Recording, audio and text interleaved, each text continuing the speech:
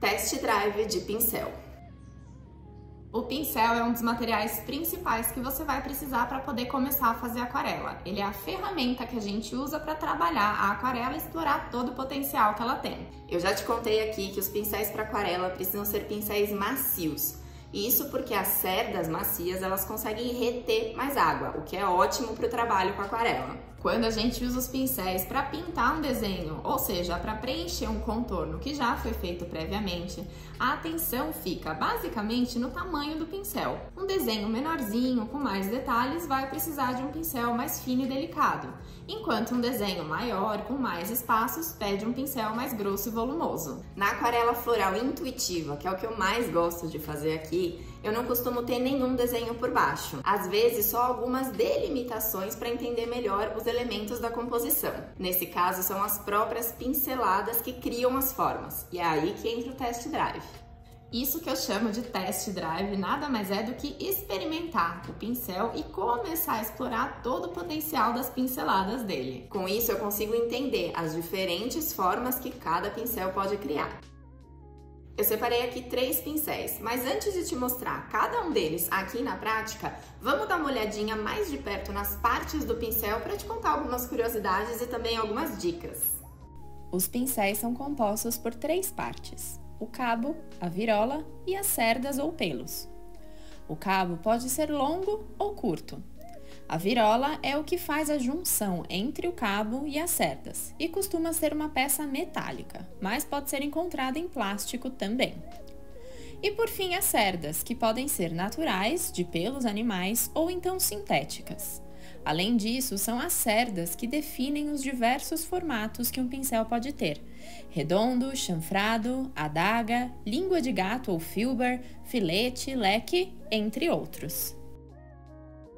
Os pincéis de cabo mais longo normalmente são usados por quem faz pinturas em painéis ou telas maiores. Para visualizar bem uma composição maior, é preciso um pouco mais de distância, e o pincel mais longo acaba servindo como uma extensão do braço e facilitando essa visualização.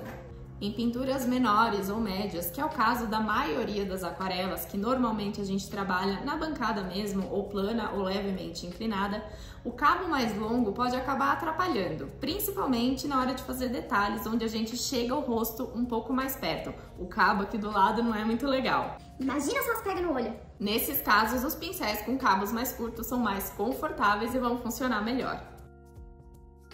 A virola é essa pecinha aqui que serve para proteger a junção entre o cabo e as cerdas do pincel. Normalmente, na montagem do pincel, é aplicada a cola na extremidade do cabo e ali são colocadas as cerdas. A virola mantém essa união mais firme e estável. E aqui entra uma dica, ou melhor, um alerta. A virola, apesar de fazer essa proteção e sendo uma virola de boa qualidade, com uma liga metálica própria que não enferruja com facilidade, ainda assim, não deixe nunca o seu pincel mergulhado muitas horas seguidas na água. O contato excessivo com a água pode acabar enfraquecendo a cola, mesmo dentro da virola. Isso vai fazer com que as cerdas do seu pincel comecem a se soltar, e isso faz ele perder a durabilidade. E a aquarela é uma tinta altamente solúvel em água, então terminou o trabalho, limpa ali o pincel dentro do recipiente com água. Se quiser, passa um pouquinho na água corrente para eliminar qualquer resíduo que ainda possa ter ficado, tira o excesso de água no paninho e é só guardar, tá prontinho para a próxima. As cerdas naturais de pelos de animais como marta, esquilo, cavalo, entre outros, fazem parte da história da arte. E isso porque durante séculos eram os únicos materiais disponíveis que tinham essas características de textura suave e macia que poderiam atender às diferentes técnicas de pintura artística que vinham sendo desenvolvidas. Foi só lá pela década de 70 que as cerdas de fibras sintéticas começaram a ganhar mais espaço, mas ainda muito rejeitadas, porque a qualidade da textura e maciez não se equiparava às cerdas naturais. Com o desenvolvimento da tecnologia, novos processos foram sendo criados e as cerdas sintéticas ganharam mais qualidade nesse meio tempo. Atualmente, os pincéis de cerdas sintéticas são encontrados com facilidade em diversas texturas e bastante qualidade, inclusive chegando muito perto da maciez e suavidade das cerdas naturais.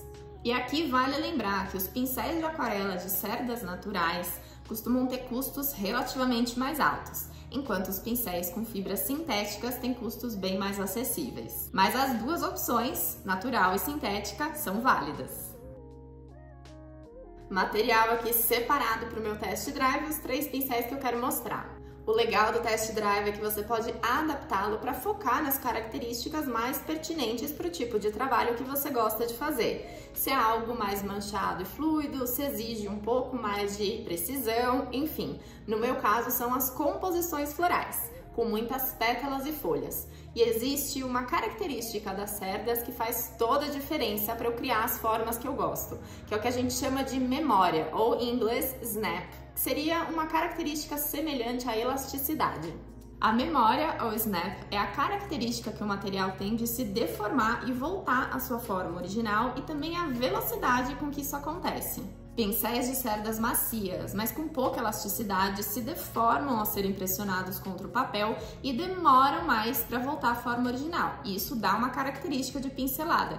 Já os pincéis macios com mais elasticidade se deformam, mas voltam mais rápido. E isso dá outras características para a pincelada. Falando assim pode ficar um pouco confuso, mas vamos ver aqui na prática que vai ficar mais fácil.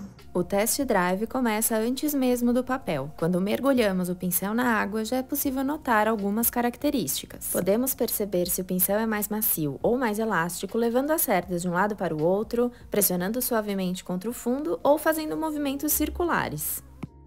Quanto mais livremente as cerdas se movimentarem, maior a capacidade que o pincel tem de reter a água. E quanto maior a resistência, maior a memória ou elasticidade. Aqui os 3 pincéis que eu separei para o test drive.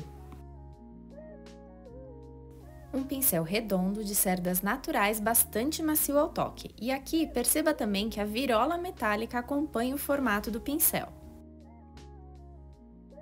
Outro pincel redondo, e aqui notamos que existe uma ponta mais definida. Esse é de cerdas sintéticas, e aqui percebemos que elas são mais resistentes e firmes ao toque. A virola é de plástico com amarração metálica. E de cerdas sintéticas, mas bem macias, um pincel adaga, que possui essa inclinação maior. A virola metálica acompanha o formato, mais larga e mais achatada. Vou começar com o pincel redondo de cerdas naturais. Mergulhe o pincel na água e pega uma boa quantidade de tinta para o primeiro exercício que eu chamo de pincelada plana. Pressiono as cerdas contra o papel e faço uma linha reta. Perceba aqui que as cerdas muito macias deformaram e não voltaram ao formato original. Nesse exercício, podemos ver qual a capacidade que o pincel tem de reter a água e a tinta. Na sequência, vou fazer o que eu chamo de borrão contínuo, onde eu testo as cerdas em movimento, com mais pressão ou menos pressão. E na sequência, um borrão solto. Também é legal testar as cerdas do pincel como um carimbo, pressionando elas contra o papel sem tirar do lugar. E mudando o ângulo, conseguimos algumas variações nas formas. Gosto também de explorar diferentes pressões da pincelada. Suave, mais pressão, suave, mais pressão, suave, mais pressão e assim por diante. E da mesma forma em pinceladas soltas, mais curtas ou mais longas. E tudo isso não só em pinceladas retas, mas curvas também, testando o movimento.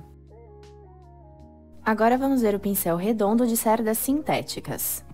Na pincelada plana, sentimos que as cerdas sintéticas retêm um pouco menos de água e o pincel começa a falhar antes, ou seja, é um pincel que precisa pegar a tinta com mais frequência. No movimento do borrão contínuo, sentimos a mesma coisa, que o pincel começa a ficar seco antes. Já no borrão solto, com a pincelada mais curta, percebemos que as cerdas preenchem bem o espaço. Ao carimbar as cerdas, é possível notar também que a água fica mais concentrada na ponta do pincel. Mesmo mudando a angulação do pincel, percebemos que o carimbo fica mais curto do que as cerdas. E então testando a pressão no papel, mais suave ou então mais intensa. E aqui a gente percebe que a deformação do pincel é mínima, ou seja, ele tem bastante memória, o que fica fácil de ver nas pinceladas soltas. Ele deforma, mas volta rapidamente à sua forma original, ideal para pintar folhas. Por fim, vou testar o pincel adaga de cerdas sintéticas. Apesar disso, ele é bastante macio e a gente percebe isso na pincelada bem carregada de água. E o legal aqui é que é quase como se fossem 2 pincéis em um. o lado mais largo e o lado mais estreito. Perceba um pouco mais de deformação nas cerdas mesmo sendo sintéticas, o que significa que o pincel é bastante macio. No borrão contínuo, podemos perceber o movimento das cerdas, tanto em um sentido quanto no outro. E no borrão solto do lado mais largo e do lado mais estreito. O carimbo das cerdas também permite formas diferentes de um lado e do outro. Agora notamos melhor a deformação do pincel ao trabalhar diferentes pressões contra o papel. Do lado largo, o pincel deforma mais do que do lado estreito. As cerdas bastante macias garantem uma pincelada suave. E as formas mais largas ou mais estreitas que o pincel adaga pode criar o tornam muito bom para explorar os florais de aquarela. Começando com o pincel redondo de cerdas sintéticas, vou aproveitar a ponta mais fina e firme para fazer alguns pontinhos. Aqui vai sair o miolo de uma flor. Pincel redondo de cerdas naturais e uma tinta bem aguada para fazer as pétalas. Lembra do exercício suave, pressão suave? Pronto, começam a sair as pétalas. Algumas mais retas, outras mais curvadas, mudando o ângulo e aos poucos a flor vai aparecendo. Vou explorando as pinceladas e descobrindo as formas que elas podem criar. Agora, com o pincel adaga, pego uma cor mais escura e aproveito a ponta fina para puxar a linha dos caules. Mudando o ângulo e com uma pincelada mais alongada, começam a sair as folhas. E assim o test drive ajuda a entender todas as possibilidades que cada pincel vai trazer, e de forma divertida e leve. Cada pincel tem o potencial de criar inúmeras formas com suas pinceladas. E você pode adaptar o seu test drive para as necessidades mais pertinentes da sua pintura. Teste a sua maciez, a memória, a flexibilidade, pinceladas curvas, girando, carimbadas, entre outras. Crie e divirta-se! E eu deixo aí então um pouquinho mais do que eu chamo do test drive dos pincéis. E se você gostou desse tipo de conteúdo, assim, mais na prática, me conta aqui nos comentários que eu posso trazer outros tipos de pincel e te mostrar pinceladas diferentes que podem te auxiliar no trabalho com aquarela e principalmente nos florais. Salva para ver depois, compartilha com quem você acha que também gostaria desse conteúdo. Eu espero que você tenha gostado, espero que tenha sido útil e até a próxima!